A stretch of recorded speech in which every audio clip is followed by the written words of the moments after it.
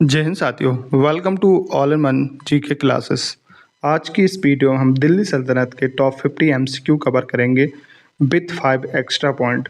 तो आज का हमारा पहला प्रश्न है कि दिल्ली सल्तनत के शासनकाल की शुरुआत किस वर्ष हुई थी।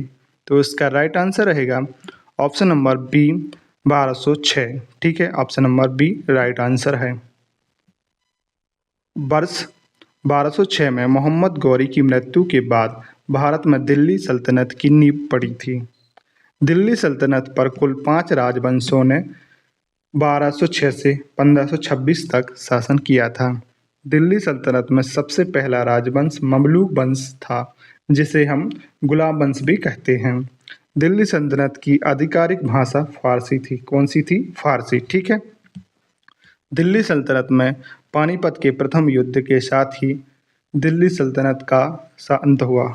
1526 में पानीपत के प्रथम युद्ध के साथ ही दिल्ली सल्तनत का अंत हुआ। ठीक है। गुलाम वंश या ममलूक वंश की स्थापना किसने की थी? तो इसका राइट आंसर रहेगा, आप भी बताने की कोशिश करिए, इसका राइट आंसर होगा option number C, Qutbuddin Aibak. Right answer होगा हमारा ऑप्शन नंबर सी। ठीक है। कुतुबुद्दीन ऐबक मोहम्मद गौरी का एक तुर्क गुलाम था, है ना। ममलूक शब्द का अर्थ स्वतंत्र माता पिता से उत्पन्न गुलाम होता है। ठीक है। ऐबक का शासनकाल 1206 से 1210 ईस्वी तक केवल 4 वर्ष का रहा है। ऐबक ने कभी सुल्तान की उपाधि धारण नहीं की। उसने कभी मलिक और उसने केवल किसकी मलिक और सिपह सलार की उपाधि से ही शासन चलाया। ठीक है। कौन कौन सी उपाधि? मलिक और सिपह सलार की। ये वेरी इंपॉर्टेंट क्वेश्चन रहेगी। ठीक है, तो इसको आप याद करिएगा। हमारा अगला क्वेश्चन रहेगा कि कुतुबुद्दीन ऐबक ने अपनी प्रारंभिक राजधानी कहाँ बनाई थी। तो इसका राइट आंसर रहेगा हमारा ऑप्शन नंबर ए, लाहौर। यानी राइट आंसर क्या होगा? ऑप्शन नंबर ए। ऐबक ने अपनी राजधानी लाहौर में स्थापित की और वहाँ से शासन किया। ठीक है। लाहौर को उस समय मध्य एशिया और भारत का मुख्य व्यापारिक केंद्र माना जाता था। इल्तुतमिश ने बाद में राजधानी को लाहौर से स्थानांतरित किया। कहाँ किया? दिल्ली में। ठीक है। ऐबक का मकबरा भी लाहौर यानी वर्तमान पाकिस्तान में भी स्थित है। ठीक है। ऐबक के उत्तराधिकारी आराम शाह ने भी कुछ समय लाहौर पर शासन किया। ठीक है। ओके। अगला क्वेश्चन रहेगा दोस्तों, और एक क्लास आपको सभी प्रतियोगी परीक्षा के लिए इम्पोर्टेंट रही, तो इस क्लास में आप अंत तक बने रहें। ठीक। ऐबक ने स्वयं को सुल्तान ना कहकर कौन सी उपाधि धारण की थी? तो मैं अभी आपको बता चुका हूँ। आप कमेंट में इसका राइट आंसर आप बताने की कोशिश करिए। ठीक है। तो इसका राइट आंसर रहेगा ऑप्शन नंबर ए, सिपह सलार या एवं मलिक। ठीक है। ऑप्शन नंबर ए हमारा राइट आंसर हो जाएगा। ऐबक ने अपने नाम का खुतबा यानी खुतबा कहलाता है प्रशंसा पत्र नहीं पढ़वाया। ठीक है। कभी भी नहीं पढ़वाया उसने अपने नाम के सिक्के भी जारी नहीं करवाए। ओके।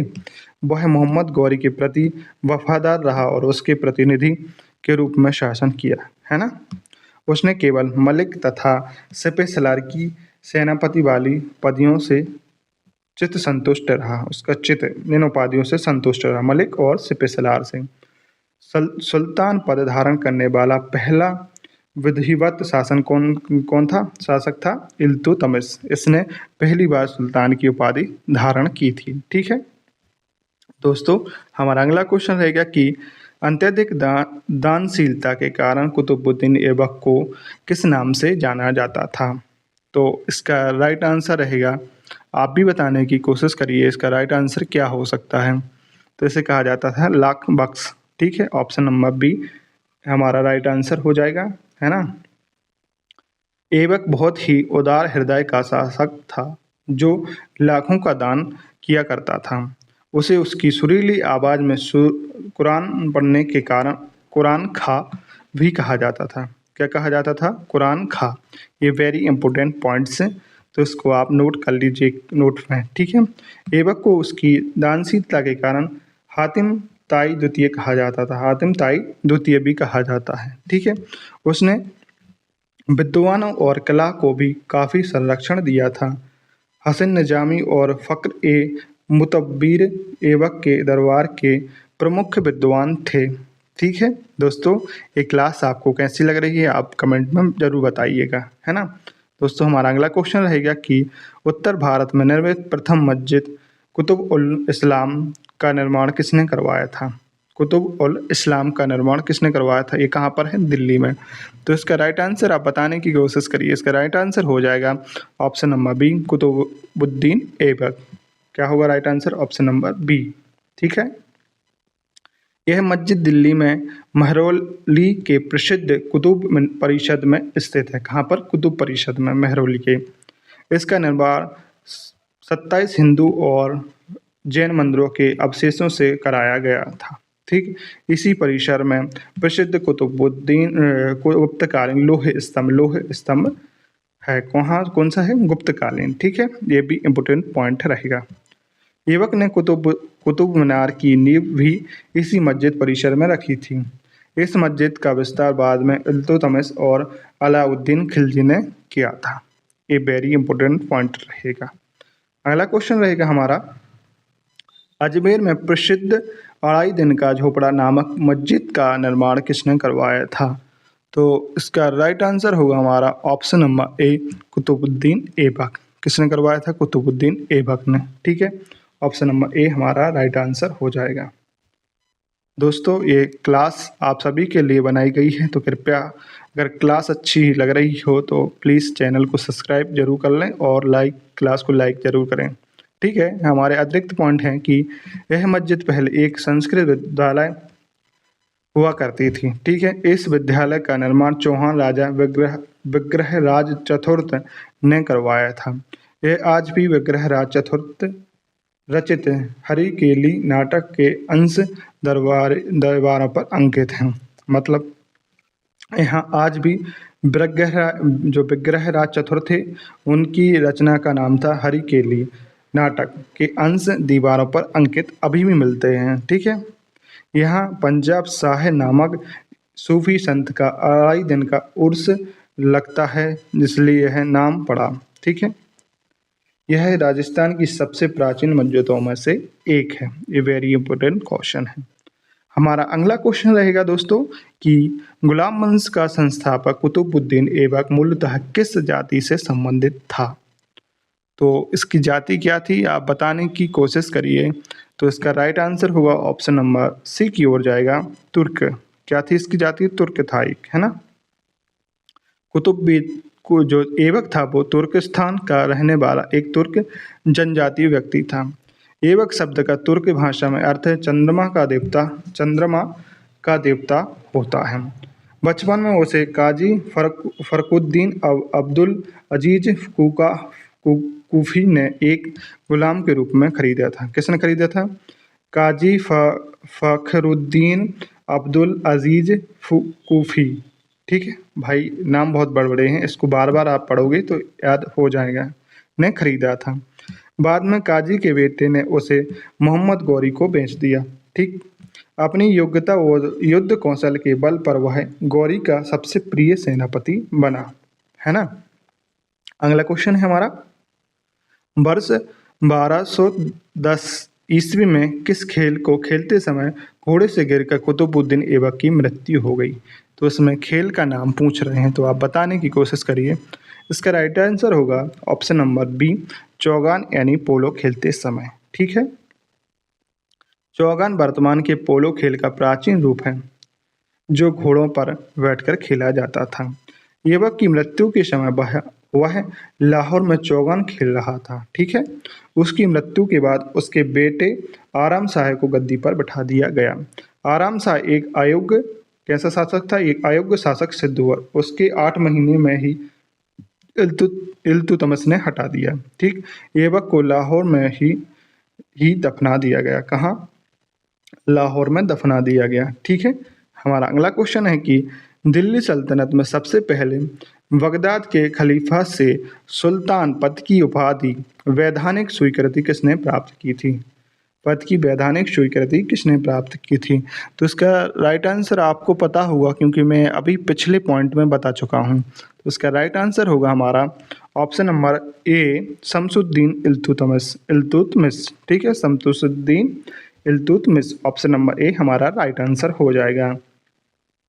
इल्तुतमिश ने 1229 ईस्वी में बगदाद के अब्बासी खलीफा अल मुस्तशीर बिल्लाह से खिलयात स्वीकृति प्राप्त की थी। इसके बाद ही इल्तुतमिश को आधिकारिक रूप से सुल्तान ए आजम कहा गया। ठीक है, इल्तुतमिश इलवरी तुर्क वंश का था। ठीक है, यह कुतुबुद्दीन ऐबक का गुलाम और दामाद दोनों था। इल्तुत ये सुल्तान बनने से पहले इल्तुतमिश बदायूं का प्रांतीय गवर्नर या इक़्तिदार था। ठीक है, कौन? इल्तुतमिश। अगला क्वेश्चन रहेगा हमारा कि इतिहासकार डॉक्टर ईश्वरी प्रसाद के अनुसार दिल्ली सल्तनत का वास्तविक संस्थापक किसे माना जाता है? तो इसका राइट आंसर होगा हमारा ऑप्शन नंबर बी, इल्तुतमिश को। इल्तुतमिश को दिल्ली सल्तनत का वास्तविक संस्थापक माना जाता है ना? Option number B right answer रहेगा। इल्तुतमिश ने ही दिल्ली को सल्तनत की पहली बार राजधानी बनाया। किसको? दिल्ली को। उसने दिल्ली सल्तनत के लिए एक स्थायी सेना, सिक्के और प्रशासनिक ढांचे तैयार किए और उसने विरोधियों का दमन कर साम्राज्य को सुरक्षित करा। ठीक है, विरोधी कौन सा? इल्दुज और कुबाचा, इनका दमन किया। उसने भारत में एकता व्यवस्था का आरंभ किया। उसने कुतुब मीनार के निर्माण कार्य को पूरा करवाया था। ठीक है, इसने जो कुतुब मीनार था उसका निर्माण कार्य पूरा करवाया था। ये वेरी इंपॉर्टेंट पॉइंट्स हैं। ठीक है, इंपॉर्टेंट पॉइंट्स हैं। ठीक है, इनको याद रखना, वेरी इंपॉर्टेंट है ना, IMP, मोस्ट IMP हैं। ठीक, हमारा क्वेश्चन है अगला, इल्तुतमिश ने अपनी राजधानी लाहौर से कहाँ स्थानांतरित की थी? तो इसका राइट आंसर होगा हमारा option number B, Delhi. Option number B हमारा राइट आंसर हो जाएगा। इल्तुतमिश के दिल्ली राजधानी बनाने के बाद ही इसे दिल्ली सल्तनत कहा जाने लगा। ठीक है, कब? जब इल्तुतमिश ने पहली बार दिल्ली को राजधानी बनाया था। ठीक है, उसने दिल्ली में जल संकट दूर करने के लिए हैज ए शमसी ताल का निर्माण करवाया था। कौन? हैज ए शमसी ताल। दिल्ली को मध्य एशिया की मंगोल तबाही के दौरान एक सुरक्षित शरण स्थल बनाया था। ठीक है ना? ऑप्शन ये जो पॉइंट है ये वेरी इंपॉर्टेंट रहेगा। ठीक है, मंगोल तबाही के दौरान एक सुरक्षित शरण स्थान बनाया था। किसको? दिल्ली को। उसने दिल्ली को सांस्कृतिक और व्यापारिक गतिविधियों का केंद्र बनाया था। इल्तुतमिश का मकबरा दिल्ली में स्थित है, जो एक कक्षीय शैल में है। ठीक है, अगला क्वेश्चन रहेगा हमारा, मध्यकालीन भारत में गुलामों का गुलाम किसे कहा जाता है? तो इसका राइट आंसर रहेगा हमारा ऑप्शन नंबर ए, इल्तुतमिश को, यानी ऑप्शन नंबर ए हमारा राइट आंसर हो जाएगा। मोहम्मद गौरी का गुलाम कुतुबुद्दीन ऐबक था। कौन था? कुतुबुद्दीन ऐबक। और ऐबक का गुलाम इल्तुतमिश था। ठीक है, इसलिए इल्तुतमिश को गुलामों का गुलाम कहा जाता है ना? ऐबक ने इल्तुतमिश को अनिलवाड़ा की लड़ाई के बाद खरीदा था। कौन सी लड़ाई के बाद? अनिलवाड़ा की लड़ाई के बाद। इल्तुतमिश की बुद्धिमत्ता से प्रभावित होकर गौरी ने ऐबक को उस दास्ता से मुक्त करने की सलाह दी थी, है ना? वह इलवरी तुर्क कबीले से संबंधित था। कौन सा? इलवरी तुर्क कबीले से संबंधित था। ठीक है दोस्तों, हमारा अगला क्वेश्चन है कि 40 वफादार तुर्क दासों के संगठन यानी 40 दल तुर्क ए चहलगानी, जैसे कहते थे तुर्क ए चहलगानी की स्थापना किसने की थी? तो इसका राइट आंसर आप बताने की कोशिश करिए, किसने की थी? तो इसका राइट आंसर होगा ऑप्शन नंबर ए, इसका राइट आंसर होगा हमारा इल्तुतमिश, यानी ऑप्शन नंबर सी हमारा राइट आंसर हो जाएगा। सॉरी, ए नहीं, ऑप्शन नंबर सी, इल्तुतमिश ने की थी, यानी option number C right answer हमारा हो जाएगा। ठीक है, 40 दल में 40 अमीर और शक्तिशाली तुर्क मुगलों को शामिल किया गया था। ठीक, यह दल सुल्तान को सलाह देने और प्रशासनिक कार्य में मदद करने के लिए बनाया गया था, है ना। आगे चल के यही दल सुल्तान को ही कठपुतली बनाने और षड्यंत्र रचने लगा था, है ना। आगे चल के ये सुल्तान को ही कठपुतली और षड्यंत्र रचने लगा था। सुल्तान को कठपुतली बना दी और अपने नए नए षड्यंत्र रचने लगा। बलबन भी प्रारंभ में ही इसी 40 दल का एक सदस्य हुआ करता था। इसी 40 दल को आगे चलाकर जो बलबन आएगा उसने पूरी तरह समाप्त कर दिया था। ठीक है, अगला क्वेश्चन है हमारा, वर्ष 1221 में प्रसिद्ध मंगोल का आक्रमणकारी चंगेज खां किसके शासनकाल में भारत की सीमाओं तक पहुंचा गया था? तो इसका राइट आंसर रहेगा हमारा इल्तुतमिश, है ना, Iltutmish. Option number B right answer होगा। ठीक है, चंगेज खां ख्वारिज़म के राजकुमार जलालुद्दीन मंगवारनी का पीछा करते हुए सिंध नदी तक आया था। मंगवारनी ने इल्तुतमिश से शरण मांगी, लेकिन इल्तुतमिश ने चंगेज खां के डर से बुद्धिमत्तापूर्वक मना कर दिया। इस प्रकार इल्तुतमिश ने नवजात दिल्ली सल्तनत को मंगोलों के भीषण विनाश से बचा लिया। चंगेज खां के समय मंगोल को ईश्वर का अभिशाप माना जाता है। चंगेज खां के समय मंगोलों को ईश्वर का अभिशाप माना जाता है। इल्तुतमिश की इसी कूटनीति चाल की इतिहासकारों ने अत्यधिक प्रशंसा की है। ठीक है, अगला क्वेश्चन रहेगा हमारा, कुख्यात मंगोल विजेता चंगेज खां का मूल वास्तविक नाम क्या था? तो इसका राइट आंसर रहेगा तेमुचिन। तेमुचिन, क्या नाम था? तेमुचिन। ऑप्शन नंबर ए, तेमुजिन या तेमुचिन। ठीक है, ऑप्शन नंबर ए राइट आंसर हो जाएगा। तेमुचिन का जन्म मंगोलिया में हुआ था और उसने सभी मंगोल कबीलों को एकजुट किया था। 1206 ईस्वी में उसे चंगेज खां विश्व सम्राट की उपाधि दी गई थी। उसने एक विशालकाय सम्राट की स्थापना की जो चीन से लेकर पूरे यूरोप तक फैला था, पूर्वी यूरोप तक फैला था। उसकी सैन्य संरचना दशल्वा प्रणाली पर आधारित थी। चंगेज खां की मृत्यु 1227 ईस्वी में हुई थी। ठीक है दोस्तों, अगला क्वेश्चन रहेगा हमारा, इल्तुतमिश ने बिहार में अपना प्रथम सूबेदार किसे नियुक्त किया था? तो इसका राइट आंसर होगा, क्या होगा राइट आंसर? इसका राइट आंसर होगा ऑप्शन नंबर बी, मलिक जानी को। किसे? मलिक जानी को, यानी ऑप्शन नंबर बी हमारा राइट आंसर होगा।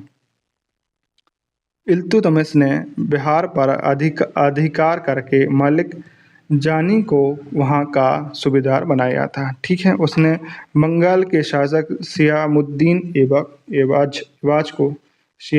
ऐवाज को पारित कर यहाँ सफलता हासिल की थी, पराजित किया था। शियामुद्दीन ऐवाज को पारित किया और यहाँ पे सफलता हासिल की थी। ठीक है, इसके बाद इल्तुतमिश का पुत्र नसरुद्दीन महमूद लखनौती का सूबेदार बना। बिहार और बंगाल पर अधिकार दिल्ली सल्तनत की सुरक्षा के लिए बहुत महत्वपूर्ण था। जो मलिक जानी इल्तुतमिश का एक अत्यंत विश्वास पात्र अमीर था। ठीक है, कौन? मलिक जानी। अगला क्वेश्चन है हमारा, भारत में सबसे पहले शुद्ध अरबी सिक्के किस सुल्तान ने जारी करवाए थे? क्वेश्चन क्या है, भारत में सबसे पहले शुद्ध अरबी सिक्के किस सुल्तान ने जारी करवाए थे? तो इसका राइट आंसर रहेगा हमारा ऑप्शन नंबर बी, इल्तुतमिश ने। Option number B right answer हो जाएगा। इल्तुतमिश ही भारत में सिक्कों पर टाकसाला का नाम लिखवाने वाले की परंपरा शुरू करने वाला शासक था। इल्तुतमिश ही भारत में सिक्कों पर टाकसाल का नाम लिखवाने वाले की परंपरा शुरू करने वाला शासक था, है ना। उसके सिक्कों पर शिव के नंदी और चौहान घुड़सवार के चित्र अंकित होते थे। उसने बगदाद के खलीफा का नाम भी सिक्कों पर उत्कीर्ण करवाया था। इन अरबी सिक्कों ने दिल्ली सल्तनत की स्वतंत्र आर्थिक पहचान बनाई। इसे पूर्व भारतीय शासक पारंपरिक सिक्के ही चलते थे। इससे इससे पूर्व कौन कौन से चले? भारतीय शासक परंपरा वाले सिक्के ही चलते थे। ठीक है। अगला क्वेश्चन है हमारा, इल्तुतमिश द्वारा जारी करवाए गए चांदी के सिक्के को टंका और तांबे के सिक्के को क्या कहा जाता था? तो चांदी के सिक्के को तो टंका कहा जाता था, परंतु तांबे के सिक्के को क्या कहा जाता था? ये क्वेश्चन हमसे पूछ रहा है। तो इसका राइट आंसर होगा हमारा, आप भी बताइए, इसका राइट आंसर है ऑप्शन नंबर बी, जीतल। क्या कहा जाता था? जीतल, है ना। तांबे के सिक्के को जीतल कहा जाता था। ठीक दोस्तों, चांदी का टंका 175 ग्राम वजन का होता था। एक चांदी का टंका जीतल जो तांबे का था, जैसे जीतल कहते, वह 48 तांबे के जीतल के बराबर होता था। ठीक है। ये सिक्का सल्तनत काल की मानक मुद्रा बन गई थी, है ना, मानक मुद्राएं बन गई थी। शेर शाह सूरी का रुपया और तांबे का दाम इसी सिक्के प्रणाली पर आधारित था। ठीक है। आधुनिक भारत का रुपया शब्द इसी टंका और जीतल परंपरा से विकसित हुआ। आधुनिक भारत का रुपया, जो वर्तमान में रुपया चल रहा है, शब्द इसी टंका और जीतल परंपरा से विकसित हुआ था। ठीक है दोस्तों, अगला हमारा क्वेश्चन रहेगा कि दिल्ली सल्तनत की प्रथम और एकमात्र महिला मुस्लिम शासिका कौन थी? तो इसका राइट आंसर आप सभी को पता होगा कि कौन थी, वो थी रजिया सुल्तान, यानी option number B right answer होगा, है ना। रजिया सुल्तान इल्तुतमिश की पुत्री थी। जो इल्तुतमिश था उसकी पुत्री थी रजिया सुल्तान। उसने 1236 से लेकर 1240 ईस्वी तक शासन किया था।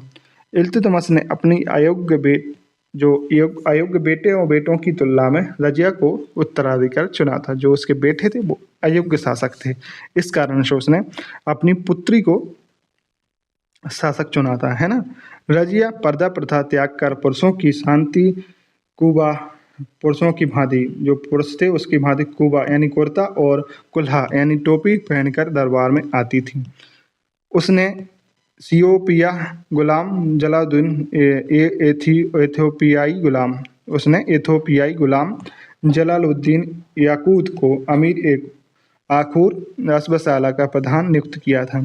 कैथल हरियाणा के पास 1240 ईस्वी में डाकुओं द्वारा रजिया की हत्या कर दी गई। ये वेरी इंपॉर्टेंट पॉइंट रहेगा जो अक्सर एग्जाम में पूछा जाता है।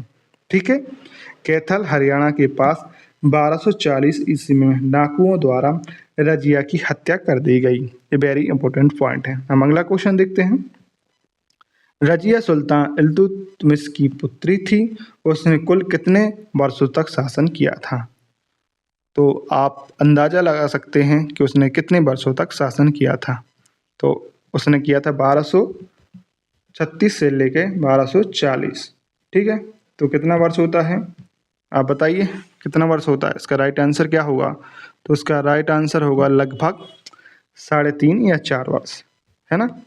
राइट आंसर क्या होगा? लगभग 3.5 या 4 वर्ष। ठीक है। रजिया का शासनकाल नवंबर 1236 से अक्टूबर 1240 ईस्वी तक था। रजिया का स्त्री होना ही तुर्की अमीरों के लिए सबसे बड़ा असंतोष का कारण था कि हमारे होते एक स्त्री शासन कैसे कर सकती, ये उनके जलन का कारण था। ठीक है। इतिहासकार लिम्फिस्टीन के अनुसार यदि रजिया स्त्री न होती तो उसका नाम भारत के महान शासकों में होता। ठीक है। अगर वो स्त्री नहीं होती तो उसका नाम भारत के महान शासकों में लिया जाता। रजिया ने जनता के सहयोग से दिल्ली की गद्दी हासिल की थी। रजिया के बाद बाराम शाह दिल्ली का सुल्तान बना था। कौन? बाराम शाह। ठीक है दोस्तों, हमारा अगला क्वेश्चन है कि रजिया सुल्तान को गद्दी से हटाने और षड्यंत्र रचने में मुख्य हाथ किसका था? तो उसमें मुख्य हाथ किसका था, आप बताने की कोशिश करिए। तो इसका राइट आंसर होगा, किसको जलन होती थी? उन 40 अमीरों को ही होती थी ना उससे जलन, क्योंकि वो स्त्री थी। उसका राइट आंसर होगा ऑप्शन नंबर सी, तुर्की अमीरों का, यानी 40 दल, जो 40 दल थे, यानी ऑप्शन नंबर हमारा सी राइट आंसर हो जाएगा। ठीक। तुर्की अमीर एक महिला के अधीन काम करना अपनी तौहीन समझते थे। समझ रहे हो? भाटिया भटिंडा के गवर्नर मलिक अल्तूनिया ने रजिया के खिलाफ विद्रोह किया था। ठीक है, रजिया ने कूटनीति से काम लेते हुए अल्तूनिया से ही विवाह कर लिया था। दिल्ली की ओर लौटते समय वाराणसी की सेना ने अल्तोनिया और रजियो को हरा दिया। इस षड्यंत्र का मुख्य सूत्रधार अमीर ए हैजाब एतगीन था। कौन था? अमीर ए हजीब एतगीन था। ठीक है, ये वेरी इंपॉर्टेंट पॉइंट रहेगा। अगला क्वेश्चन है दोस्तों हमारा कि सुल्तान की प्रतिष्ठा बढ़ाने के लिए जिल्ले इलाही ईश्वर की छाया की उपाधि किस गुलाम वंशीय शासक ने ली थी? ठीक है, तो इसका राइट आंसर आप बताने की कोशिश करिए। इसका राइट आंसर होगा ऑप्शन नंबर ए, बलबन। ठीक है, ये भी एक क्रूर शासक ही था, है ना। बलबन का पूरा नाम गयासुद्दीन बलबन था। उसने सुल्तान के पद को ईश्वर द्वारा प्रदत्त रियाबत ए खुदाई बताया। उसका मानना था कि सुल्तान का निराकुंश होना अत्यंत आवश्यक है। ठीक है, बलबन ने स्वयं को पौराणिक अफरासियाब वंश का वंशज बताया था। ठीक है, वह 1266 से 1287 ईस्वी तक दिल्ली का सुल्तान रहा, है ना। अगला क्वेश्चन हमारा, दिल्ली जो सुल्तान बनते ही बलबन ने सबसे पहले किस आंतरिक शक्ति का अंत किया था? तो इसका राइट आंसर आप बताने की कोशिश करिए। इसका राइट आंसर था ऑप्शन नंबर बी, 40 दल, यानी तुर्क ए चहलगानी का अंत किया था सबसे पहले इसने। इसको भी खतरा था कि ये हम लोग मुझे ना हटा दें। ठीक है, अगला इसके कुछ इंपॉर्टेंट पॉइंट्स देखते हैं हम। बलबन खुद कभी 40 दल का सदस्य रहा था, इसलिए वह उसकी ताकत और षड्यंत्रों को जानता था। समझ गए, ये समझदार व्यक्ति था। उसने 40 दल के प्रमुख सरदारों को जहर देकर या सजा देकर खत्म कर दिया। शेर खां जैसी शक्तिशाली तुर्की अमीरों को निष्पक्ष रूप से दंडित किया। 40 दल का अंत करके सुल्तान की शक्ति को पूरी तरह स्थापित किया। इससे सुल्तान पद की खोई हुई प्रतिष्ठा वापस आ गई। ठीक है, अगला क्वेश्चन रहेगा हमारा, प्रसिद्ध फारसी नववर्ष त्योहार नौरोज को भारत में मनाना किस सुल्तान ने प्रारंभ किया था? कौन सा नववर्ष, यानी नववर्ष को क्या कहते हैं, नौरोज को भारत में मनाना किस सुल्तान ने प्रारंभ किया था? तो इसका राइट आंसर रहेगा हमारा ऑप्शन नंबर बी, बलबन। क्या राइट आंसर होगा? Option number B. ठीक है, ठीक है दोस्तों, क्लास कैसी लग रही आप लोग कमेंट में जरूर बताइए, और क्लास अच्छी लगती हो तो प्लीज़ चैनल को सब्सक्राइब कर लिया करो, है ना। नौरोज फारसी परंपरा का 9 दिन तक चलने वाला नववर्षीय उत्सव होता था। बलबन ने अपने दरबार को गैर इस्लामिक फारसी सनों शौकातों के रंग में रंगा था। उसने अपने पोते के नाम में फारसी शैली पर कैकुबाद यानी कैखुसरो रखे। ठीक है, नाम क्या रखा उसने? कैकुबाद रखा। ठीक है, उसका अपने पुत्र का नाम। नौरोज उत्सव एक मुख्य उद्देश्य प्रजा एवं सुल्तान का प्रभाव डालना था। आगे चलकर औरंगजेब ने नौरोज उत्सव मनाने पर रोक लगा दी थी। ठीक है दोस्तों, हमारा अगला क्वेश्चन रहेगा कि आंतरिक विद्रोहियों और डाकुओं से निपटने के लिए बलबन ने कौन सी कठोर नीति अपनाई थी? तो इसका राइट आंसर होगा हमारा ऑप्शन नंबर बी, लोहे एवं रक्त की नीति, ब्लड एंड आयरन पॉलिसी। ठीक, option number B right answer है। लोहे एवं रक्त की नीति के तहत पुरुषों की हत्या कर दी जाती थी और स्त्रियों और बच्चों को गुलाम बना लिया जाता था, है ना। इतना क्रूर शासक था ये। उसने वेवाती डाकुओं और काटेहार के राजपूत विद्रोहियों का बर्बरता से सफाया किया था। दिल्ली के आसपास के जंगलों को कटवाकर वहां पुलिस चौकियां यानी थाने स्थापित की। उसने अवध और बंगाल के तुगरेल खां के विद्रोह को भी क्रूरता से कुचला। इस नीति से राज्य में पूर्ण कानून और व्यवस्था स्थापित हुई। ठीक है दोस्तों, हमारा अगला क्वेश्चन है कि बलबन ने दरबार में सुल्तान के सम्मान में कौन सी दो सुल्तान के सम्मान में कौन सी दो फारसी प्रथाएं अनिवार्य रूप से लागू की थी। चलो मैं क्वेश्चन को दोबारा पढ़ता हूँ कि बलबन ने दरबार में सुल्तान के सम्मान में कौन सी दो फारसी प्रथाएं अनिवार्य रूप से लागू की थी। तो इसका राइट आंसर होगा सिजदा और पापोस, यानी ऑप्शन नंबर बी हमारा राइट आंसर होगा। कौन कौन सी? सिजदा और पापोस। ठीक, सिजदा का अर्थ होता है सुल्तान के सम्मुख साष्टांग दंडवत प्रणाम करना। पाबूस पाबूस का अर्थ होता है सुल्तान के चरणों को चूमना। ठीक है, धार्मिक उलेमाओं ने इसे गैर इस्लामी परम मानकर विरोध किया, किंतु बलबन ने परवाह नहीं की। बलबन ने दरबार में हंसने, मद्यपान करने और मजाक करने पर पूर्णतः प्रतिबंध लगा दिया था। ठीक है, वह स्वयं हमेशा गंभीर और अस्त्र शस्त्र से लेस अंगरक्षकों के साथ रहता था। ठीक है, जो शस्त्र से लेस थे। ठीक है, बलबन ने उत्तर प्रदेश के किस प्रसिद्ध क्षेत्र की मस्जिद की दीवारों पर शिलालेख में स्वयं को खलीफा का सहायक लिखवाया था। तो इसका राइट आंसर होगा हमारा ऑप्शन नंबर ए, गढ़मुक्तेश्वर यानी हापुड़ की गढ़मुक्तेश्वर में। ये कहाँ पर है? हापुड़ में। ठीक है, गढ़मुक्तेश्वर की प्रसिद्ध मस्जिद के शिलालेख 1283 ईस्वी पर बलबन की प्रशंसा उत्कीर्ण है। इसमें उसने स्वयं को नासिर अमीर उल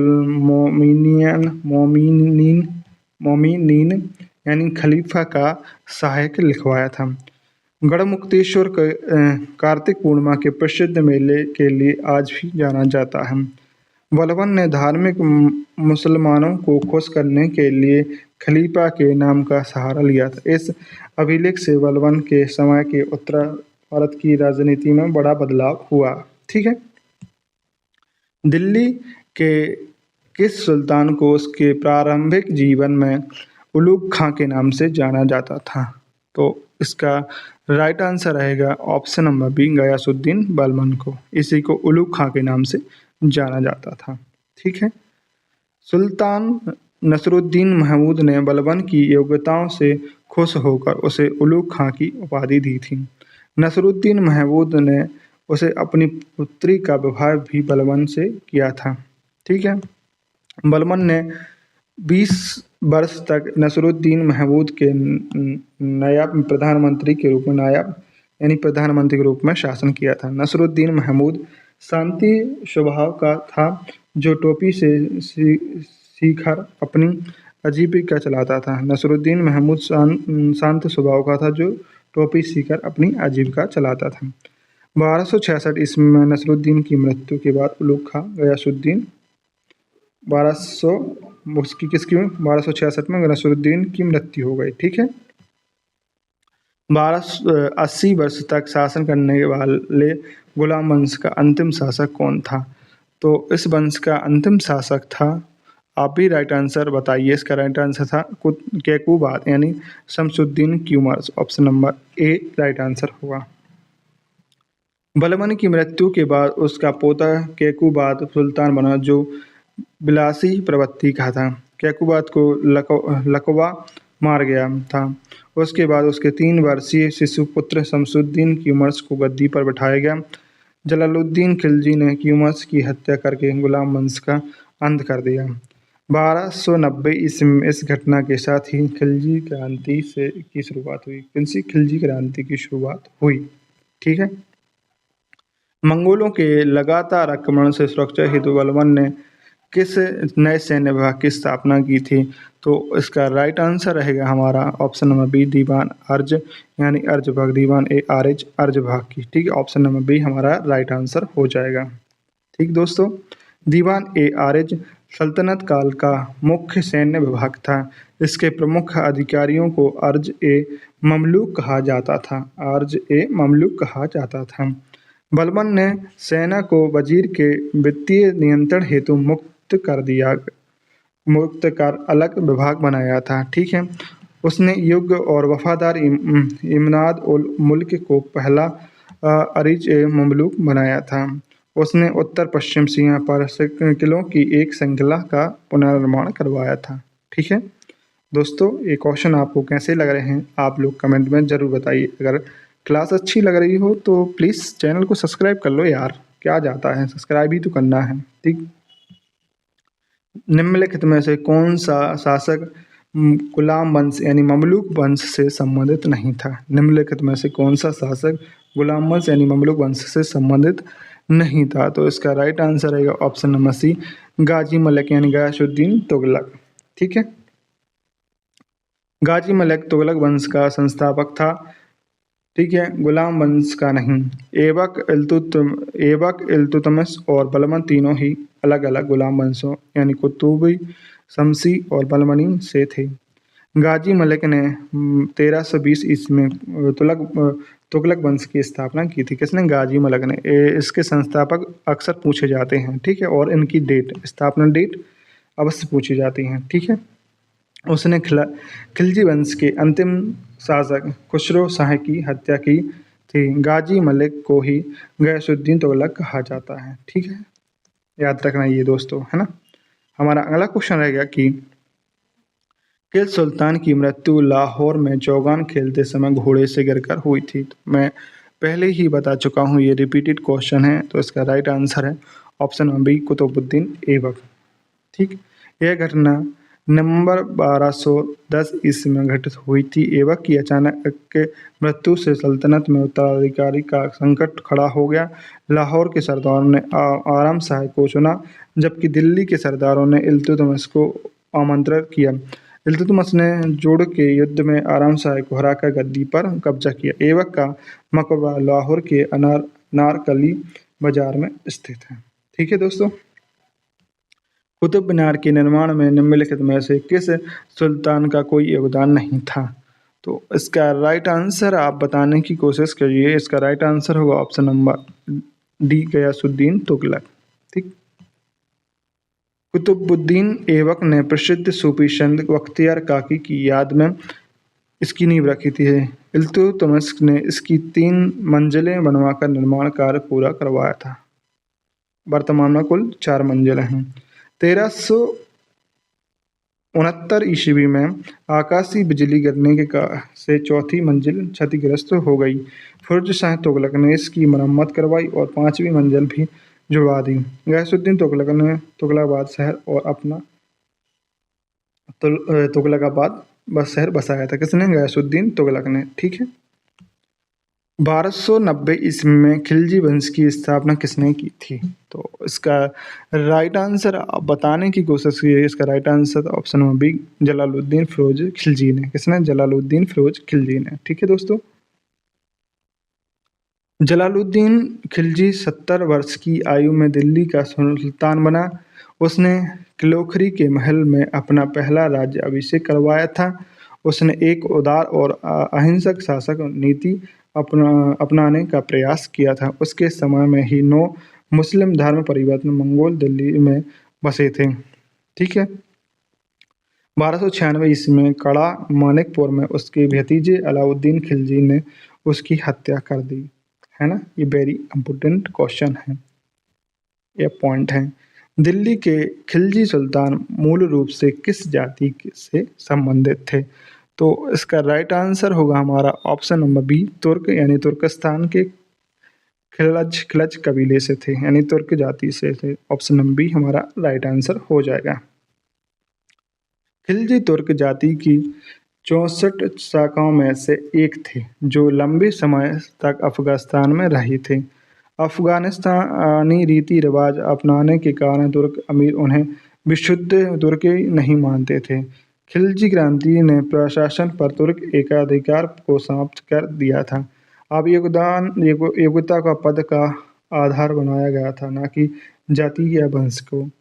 ठीक है, खिलजी वंश ने 1290 से 1320 ईस्वी में केवल 30 वर्ष तक शासन किया था। ठीक है दोस्तों, हमारा अगला क्वेश्चन रहेगा कि किस सुल्तान ने सिकंदर महान की तरह विश्व विजेता का सपना देखा और सिकंदर ईशानी यानी द्वितीय सिकंदर की उपाधि ली? तो इसका राइट आंसर होगा ऑप्शन नंबर ए अलाउद्दीन खिलजी। ऑप्शन नंबर ए हमारा राइट आंसर हो जाएगा। अलाउद्दीन खिलजी का वास्तविक नाम अली गुरशाप था। क्या नाम था? अली गुरशाप था। उसने अपने दोस्त और दिल्ली के कोतवाल अलाउल मुल्क के कहने पर विश्व विजय का विचार त्यागा। ठीक है, उसके सिक्कों पर सिकंदर ईशानी की उपाधि उत्कृष्ट होती थी। वह नया धर्म भी चलाना चाहता, जिसे जिसे भी काजी के कहने पर छोड़ दिया। उसने भारत के एक विशाल भूभाग को जीतकर अपने अधीन कर लिया था। ठीक है दोस्तों, हमारा अगला क्वेश्चन रहेगा कि सेना को मजबूत कर बनाने के लिए घोड़ों को दागने और सैनिकों को हुलिया लिखने की प्रथा किसने शुरू की थी? तो इसका राइट आंसर है option number C Alauddin Khilji. किसने शुरू की थी? अलाउद्दीन खिलजी ने। ठीक है, दाग प्रथा में उत्तम श्रेणी के सरकारी घोड़ों पर लोहे की गर्म मोहर से निशान लगाया जाता था। हुलिया प्रथा में प्रत्येक सैनिक को हुलिया शारीरिक विवरण रजिस्टर में दर्ज किया जाता था। इसका उद्देश्य भ्रष्टाचार, घोड़ों की अदला बदली और फर्जी सैनिकों की भर्ती को रोकना था। ठीक है, अलाउद्दीन खिलजी सल्तनत का पहला सुल्तान था जिसने विशाल से स्थायी सेना बनाई थी। ठीक है, उसने सैनिकों को नगद वेतन देने की प्रथा भी शुरू की थी। ठीक है दोस्तों, हमारा अगला क्वेश्चन रहेगा कि अलाउद्दीन खिलजी का वह कौन सा प्रसिद्ध सेनापति था जिसे हजार दिनारी भी कहा जाता है? किसे हजार दिनारी कहा जाता है? तो मलिक काफूर को, यानी ऑप्शन नंबर डी हमारा राइट आंसर होगा। ठीक, मलिक काफूर एक हिंदू हिजड़ा, ठीक है, था जिसे गुजरात विजय के दौरान कैम्बे यानी खंभात से खरीदा था। ठीक है, उसे नुसरत खां ने 10 यानी 1000 दिनारी में खरीदा था, इसलिए इसे हजार दिनारी कहा जाता था। अलाउद्दीन ने मलिक काफूर को अपना नायब ए मुमलिकात यानी सेनापति बनाया था। मलिक काफूर ने ही अलाउद्दीन के लिए दक्षिण भारत यानी देवनागरी, वारंगल, द्वार समुद्रम, मंदुरे की सफलता विजय की थी। वह प्रसिद्ध कोहिनूर हीरा वारंगल के राजा प्रताप रुद्रदेव से लेकर आया था। कौन? मलिक काफूर। ठीक है, कौन सा हीरा? कोहिनूर हीरा। ठीक है, अगला क्वेश्चन रहेगा हमारा कि कौन सा प्रसिद्ध फारसी कवि और इतिहासकार अलाउद्दीन खिलजी के प्रसिद्ध चित्तौड़ अभियान यानी 1303 ईस्वी में उसके साथ था? तो इसका राइट आंसर आप बताने की कोशिश करिए। इसका राइट आंसर होगा अमीर खुसरो, यानी ऑप्शन नंबर बी। ठीक, अमीर खुसरो का जन्म उत्तर प्रदेश के एटा कासगंज के पटियाला गांव में हुआ था। ठीक है, उन्हें तोता ए हिंद कहा जाता था। उन्हें खाजाई उल फतेहू पुस्तक में चित्तौड़ आक्रमण का आंखों देखा वर्णन किया है। अमीर खुसरो को तबला, सितार और खड़ी बोली हिंदी का जनक कहा जाता है। वे सूफी संत निजामुद्दीन औलिया के प्रिय शिष्य थे। ठीक है दोस्तों, हमारा अगला क्वेश्चन रहेगा कि मलिक काफूर को हजार दिनारी क्यों कहा जाता था? तो मैं अभी एक पॉइंट में बता चुका हूँ कि इसे हजार दिनारी क्यों कहा जाता था। तो आप लोग इसका राइट आंसर बताइए। इसका राइट आंसर होगा ऑप्शन नंबर बी, उसे 1000 दिनार में खरीदा था। ठीक है, ऑप्शन नंबर बी हमारा राइट आंसर होगा। उसे गुजरात के खंभात बंदरगाह से 1258 ईस्वी में खरीदा गया था। नुसरत खां ने उसे अलाउद्दीन खिलजी की सेवा में भेंट किया था। मलिक काफूर ने दक्षिण भारत में रामेश्वरम तक सल्तनत का झंडा फहराया था। ठीक है, अलाउद्दीन के अंतिम दिनों में शासन की वास्तविक शक्ति मलिक काफूर के हाथों में आ गई थी। 1316 में अलाउद्दीन की मृत्यु के तुरंत बाद मलिक काफूर की हत्या कर दी गई थी। ठीक है, कब? 1316 में, है ना। अगला क्वेश्चन है हमारा, अलाउद्दीन खिलजी के 1307 और 1308 के आक्रमण के समय देवनागरी यानी दौलताबाद का शासक कौन था? तो इसका राइट आंसर था ऑप्शन नंबर ए रामचंद्र देव। ठीक, ऑप्शन नंबर ए राइट आंसर होगा। रामचंद्र देव यादव वंश का राजा था। पराजित होने के बाद रामचंद्र देव को दिल्ली लाया गया, जहां अलाउद्दीन ने उसके साथ सम्मानजनक व्यवहार किया था। अलाउद्दीन ने उसे राय रायन की उपाधि और नवसारी का जागीरदार क्षेत्र दिया। ठीक है। रामचंद्र देव ने आगे चलकर दक्षिण अभियान में मुगलों खिलजियों की मदद की थी। देवनागरी की वजह से खिलजियों को अपार धन संपदा प्राप्त हुई थी। जो देवगिरी की वजह थी उससे खिलजियों को अपार धन और संपदा प्राप्त हुई थी। ठीक है दोस्तों, हमारा अगला क्वेश्चन रहेगा कि किस सुल्तान के शासनकाल में खालसा यानी भूमि सरकारी भूमि का सर्वाधिक विस्तार हुआ था?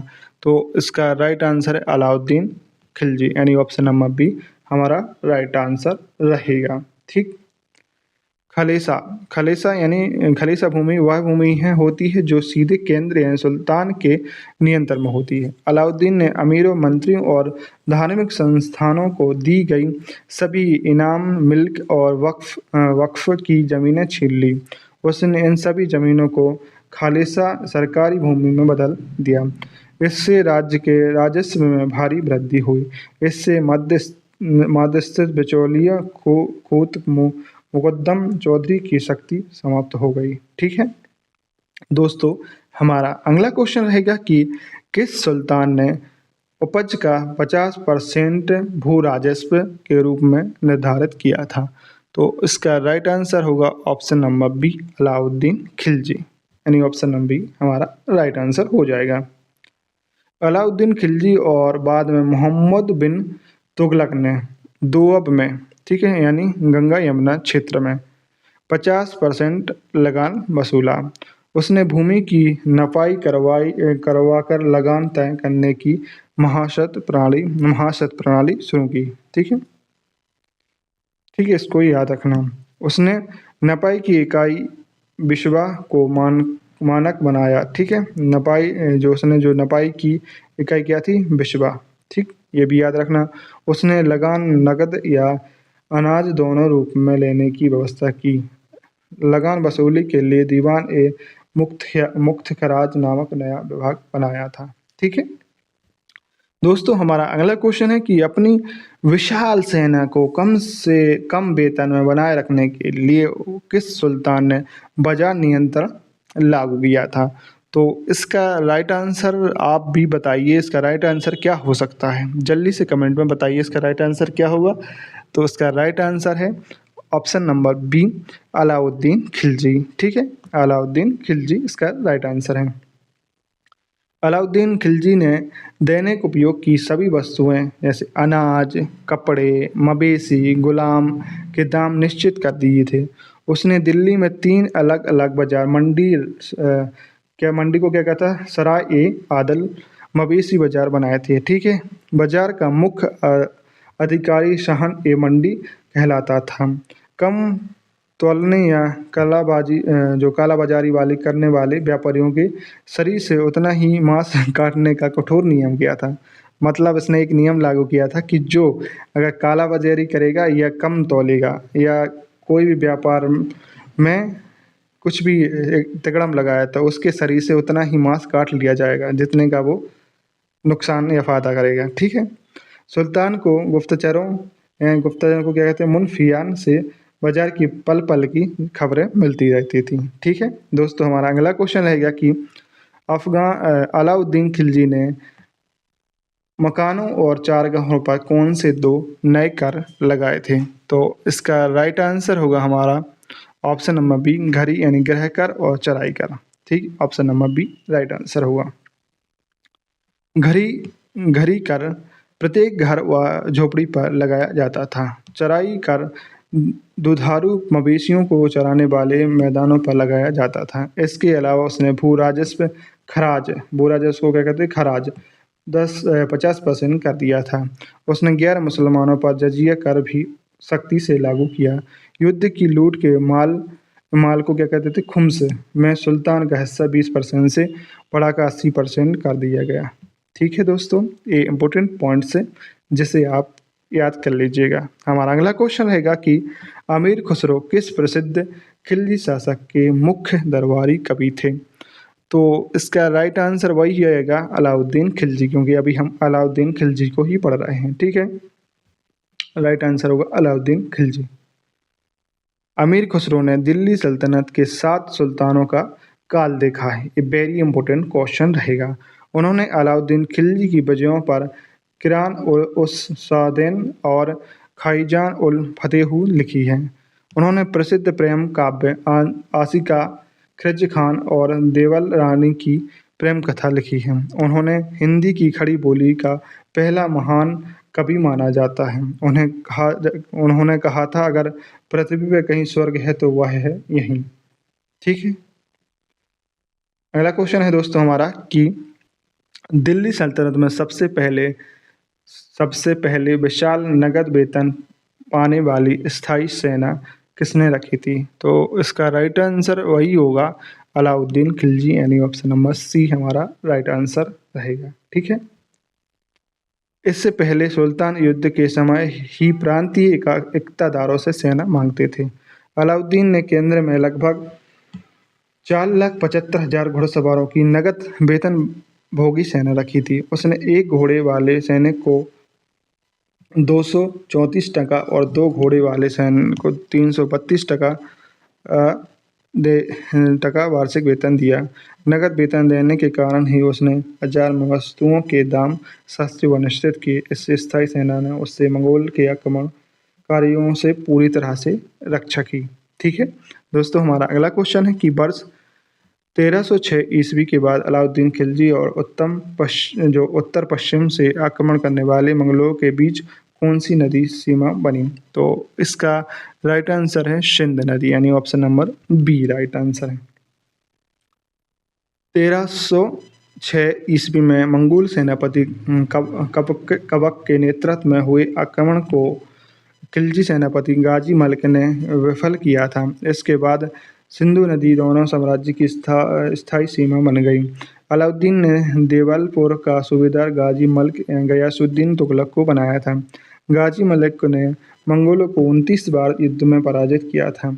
इसके बाद मंगोल कभी भी दिल्ली सल्तनत की ओर आंख उठाकर नहीं देख सके। ठीक है दोस्तों, इस क्लास का अंतिम क्वेश्चन रहेगा कि अलाउद्दीन खिलजी का सेनापति गाजी मलिक आगे चलकर किस राजवंश का पहला सुल्तान बना।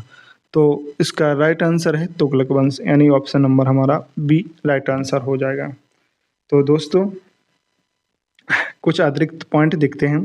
गाजी मलिक ने 8 सितंबर 1320 ईस्वी को गयासुद्दीन तुगलक के नाम से गद्दी संभाली।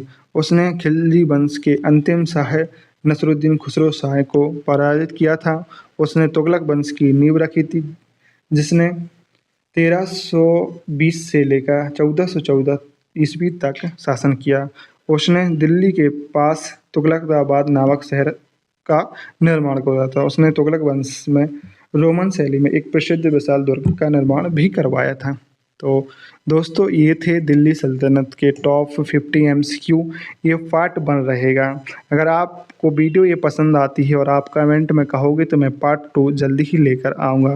अगर आपको फ्री PDF चाहिए हो तो हमारे WhatsApp नंबर पे आप मैसेज कर सकते हैं। उस ग्रुप में आपको जोड़ दिया जाएगा और डेली क्लास के PDF आपको फ्री प्राप्त हो जाएंगे। तो आपको अगर क्लास अच्छी लगती है तो प्लीज़ चैनल को सब्सक्राइब कर लिया करो और तो अपने दोस्तों के साथ शेयर भी कर दिया करो। मिलते हैं एक नए टॉपिक में। ठीक है, तब तक के लिए जय हिंद, जय भारत।